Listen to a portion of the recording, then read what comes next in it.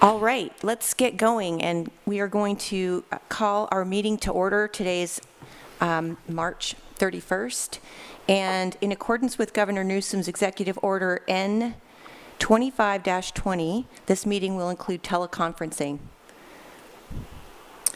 Now let's do the Pledge of Allegiance. I pledge allegiance to the flag of the United States. To the flag of the United States. To the republic for which it stands. To the republic for which it stands, a nation under God, indivisible, with liberty and justice for all.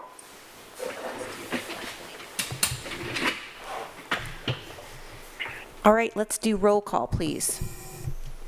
Councilmember Onderko.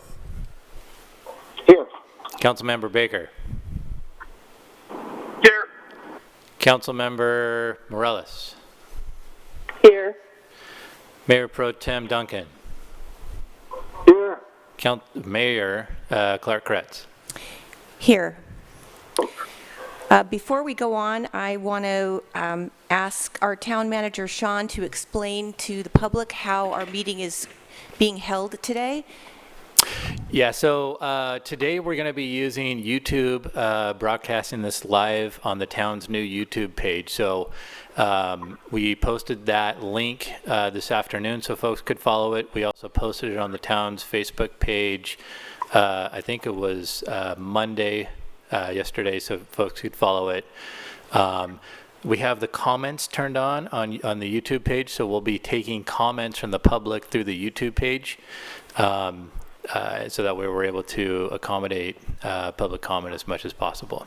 The depot here is actually closed because of the governor's order, and I think what I'll do is I'll defer to our town attorney to discuss that.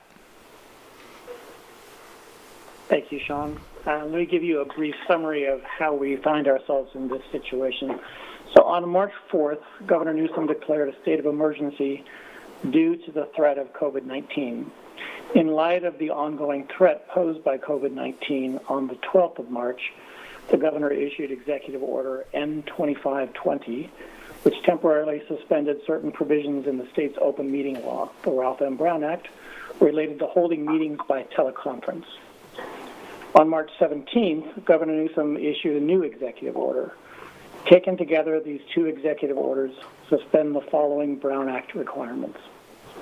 First, the requirement that the agenda list each location from which a member is participating via the teleconference. Second, the requirement that each teleconference location be open and accessible to the public. Third, the requirement that an agenda be posted at each teleconference location. Fourth, the requirement that a quorum of the legislative body participate from teleconference locations within the jurisdiction. And finally, the requirement that there be a physical location from which members of the public may participate.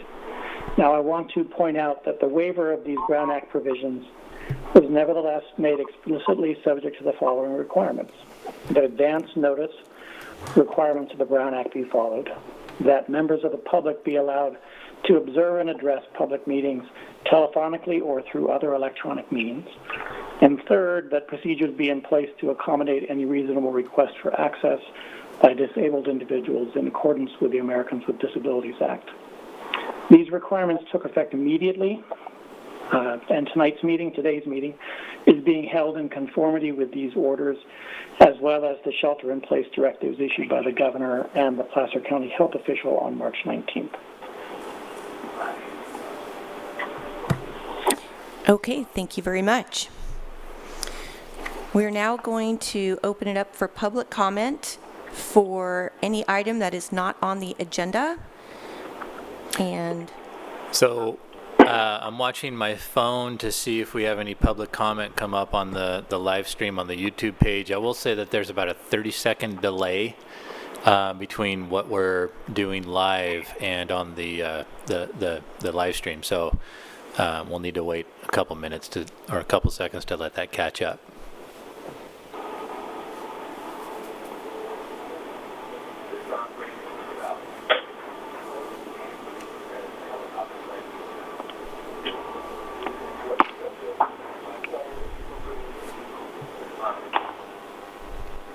So it doesn't look like we have any public comments. Okay, hearing and seeing, or hearing any, not hearing any public comment, actually, we'll move on to adoption of the agenda. May I get a motion? This Councilman Duncan moves to adopt agenda. Okay, any second? Councilwoman Baker, second. Okay. All in favor? Aye. Aye. Aye. All votes should be taken by roll call, please. Yeah, we Okay, need to. roll so, call. Roll call, please. Councilmember Duncan, Yes. Councilmember Onderko, Aye. Councilmember Baker, Aye. Councilmember Morales, Aye. Mayor Clark Kretz. Aye. Agenda's been adopted. Moving on to the business item number 1. So this agenda item is the urgency ordinance amending Loomis Municipal Code Chapter 6.04.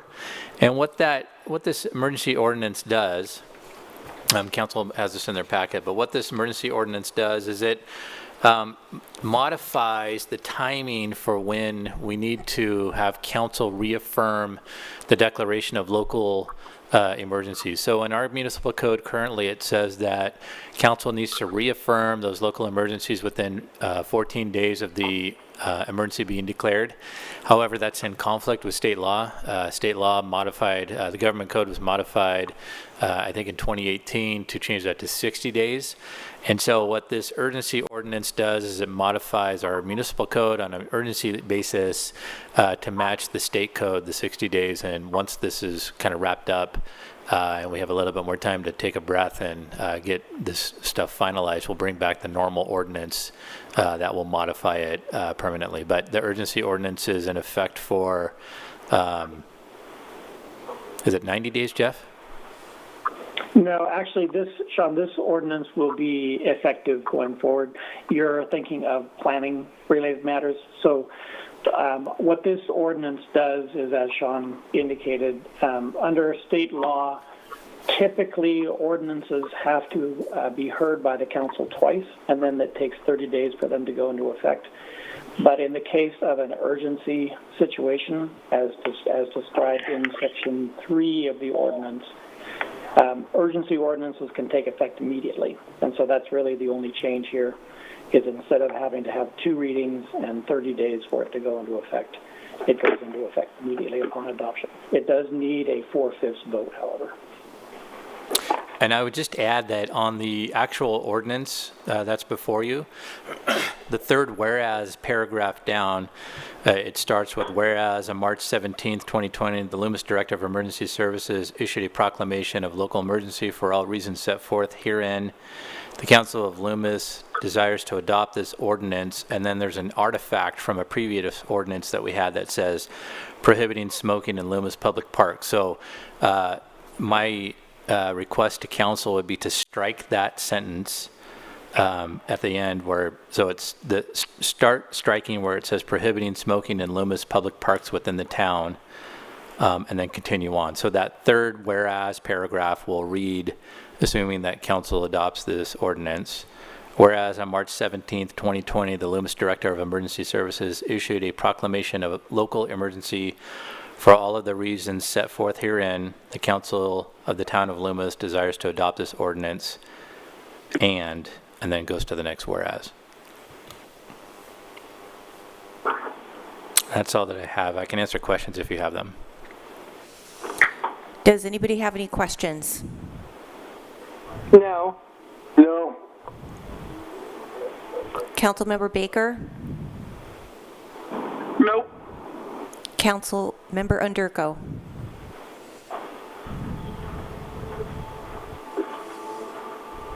Councilmember Underko?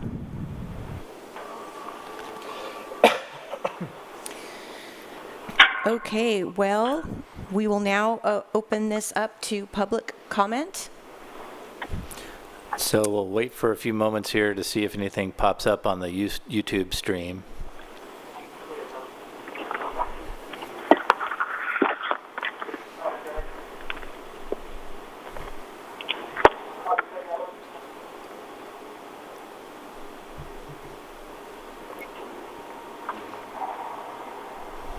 And I don't see anything popping up. Okay, hearing no further public comment, will the council give a motion to approve? And so that motion should be to approve as amended, as described by the town manager. So moved as changed. Is there a second? Second from Baker. Okay, roll call, please.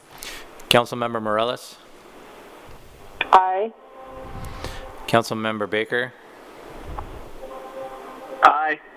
Councilmember Ondurko? Aye. Councilmember Duncan? Aye. Mayor Clark Kretz? Aye. Thank you. Okay, so that's passed. We have business item number 2. Go ahead, Sean. So this next item is just the reaffirmation of the local emergency that was declared on March 19th, 2020. This might be redundant because we just did the emergency ordinance, which goes to an effect immediately. But I did put it on just for to be cautious and make sure that we have everything done that we need to have done, so we don't have a lapse in that declaration. So this agenda item is just frankly asking council to reaffirm that declaration of local emergency, and if you would like, Mayor Clark Kretz, I can recommend a motion for somebody to make.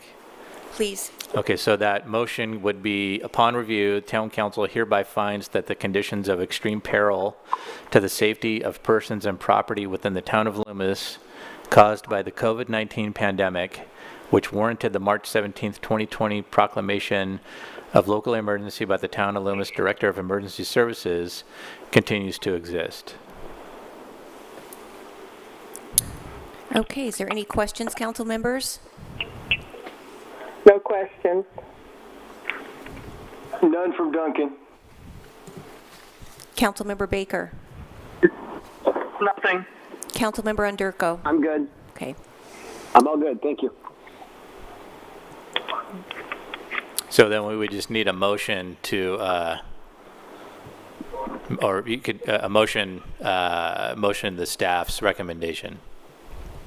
We do need to allow for public comment as well. I'm Thank sorry. you.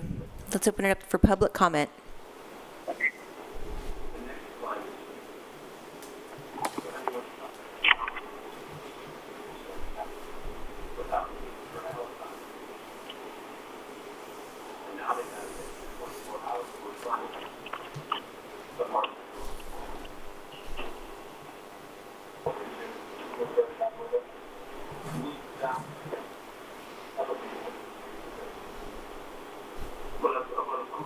So I don't see any comments coming in. Hearing no public comment, will the council give a motion?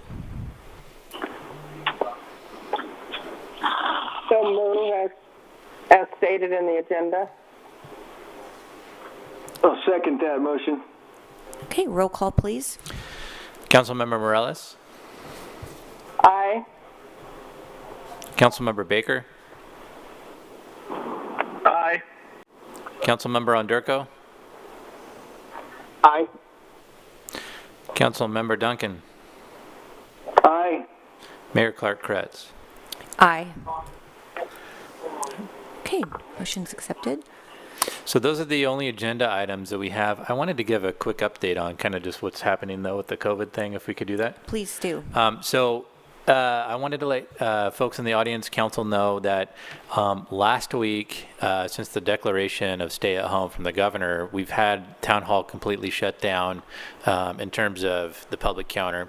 That's going to continue and through the end of the governor's order. However, we've reopened up the building department, and so building department now is accepting online plans. So plans will be submitted online only through a website from our third-party vendor, that's Bureau Veritas, that's been posted to the town's website. So if you go to the building department section of the town website, there's the process for you to submit plans. We're also issuing building permits. And so that process is outlined on the website as well. And so we are trying to maintain as much continuity on that side because it is an essential business as declared by the governor to make sure that we're accommodating folks on the building permit side as much as we can. I sat in on, or I listened in, didn't sit anywhere, I guess, except in my bedroom. But I listened to the daily, the COVID-19 calls through the County Department of Public Health. And so I have just some updated stats for folks that I wanted to share. As of today, we have 69 lab confirmed cases and 2 deaths. That's up from yesterday, the lab confirmed cases, I think it was 54, and on Friday of last week it was 41. So you can see this kind of uptick in the number of cases. That doesn't mean that the social distancing and the stay-at-home order aren't being effective. What that means is that folks have been infected for probably a couple weeks, and they were just able to get tested, and we've seen the results of those positive tests. So it's not so much that things aren't working, it's that we're catching up on the testing side of it.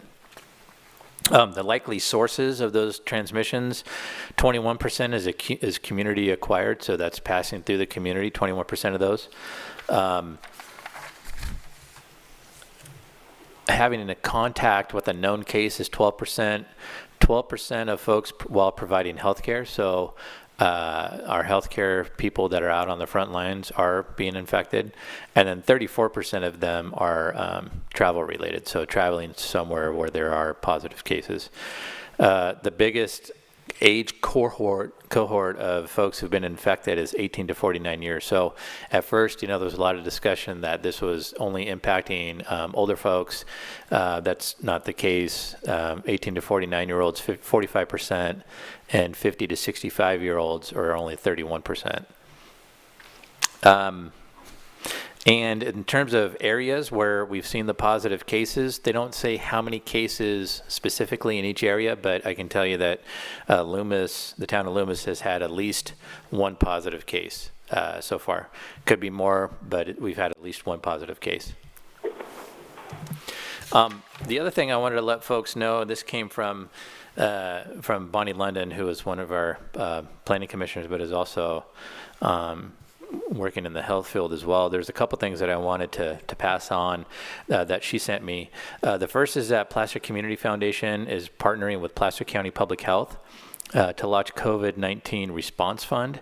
And so that'll be donations go into Placer Community Foundation, and they'll be used to provide local relief and help for those who are impacted by the crisis. You can go to the Placer Community Foundation for more information on that. Let's see. There's been, as you know, a surge of cases. Schools and students obviously are out of school and working on distant learning. And even though that's been a challenging situation, I think for everybody, I think that it's been working as reasonably well as it can. You can tell just by the, the kind of technical difficulties that we had during the meeting today. Things are going to be a little bit shaky for a little while, and then we'll get kind of this down a little bit more. The other thing I wanted to pass along was folks being sheltered in place at home at this point. It's a great time to fill out your census form. Census, even though we're in the middle of this pandemic, the census is critical to our town because it provides how we get funding for certain things. And so we need to make sure that if you're getting the census information, that you're filling that out as much as you can. And then I'll turn it over to the mayor for more comments. Thank you, Sean. Piggybacking on to those items that you were talking about, I wanted to pass on, there are 2 areas of critical need, which include personal protection equipment for healthcare providers, especially the N95 respirators, and healthcare workers themselves. And the community has stepped up in a big way. Many are sewing fabric face masks, which can be worn in the community or as an additional barrier for healthcare providers so they can reuse the single-use PPE. The Hacker Lab teamed up with Sierra Sacramento Valley Medical Society to produce face shields. You might have seen that on the news. Volunteers and donations are needed, so these can be produced for our local and regional hospitals. And you can find more information out at https://www.opshieldssup.org, and we will put this on our website and our Facebook page as well. Under normal circumstances, there's a shortage of healthcare workers, so the California Department of Public Health is calling for licensed healthcare professionals and students to register in the California Health Corps. And the link to that is also going to be on our website. I wanted to just reaffirm how important it is to do our part by staying home. You are making a huge difference by doing that. That's the way that we can slow the spread of this horrible virus. Social distancing is imperative, and people are wondering what they can do. Well, you are doing it by, the 6 feet, staying away from people. Stay home as much that you can. Wash your hands as often, for 20 seconds. And I was thinking of, let's change the song to, let's do the Del Oro fight song instead of Happy Birthday for now. But, people touch your face all the time, and just, try to be cognizant of what your hands are doing. Please keep gloves in your car, in your purse.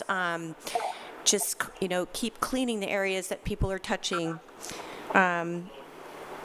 And again, just wanted to let the town of Loomis know, we have an amazing group of people here. Our citizens are wonderful, and I am, just humbled to even think about just the wonderful things that you've done in response to this crisis. So thank you.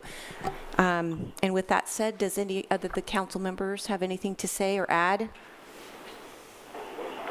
I'd like to add one. Council. Yeah, go ahead, Rhonda. Okay, I'd like to add that if anyone wants to make the face masks at home, so Loomis Basin Seroptimist has a group of people sewing, and we've donated quite a few already, several hundred. But Ray DeGabriel, you could probably get the information through the chamber office through Jenny, but she is either collecting material and stuff to make them, and also handing out the pattern for people that want to help make them. And she says it only takes a minute or two to make a mask. So if anyone's interested, please contact someone at the Seroptimist. Yes, that's all. Thank you. That's great. We'll also post that on our Facebook page. Thank you. Anybody else? Madam Mayor, this is Tim Underco. Please. I wanted to just thank staff for getting and making sure that the building department does remain open. I know that, it seems like the world has stopped, but we shouldn't completely stop if there's things that we can do, like making sure people are able to move along with their projects. Other jurisdictions are doing the same thing.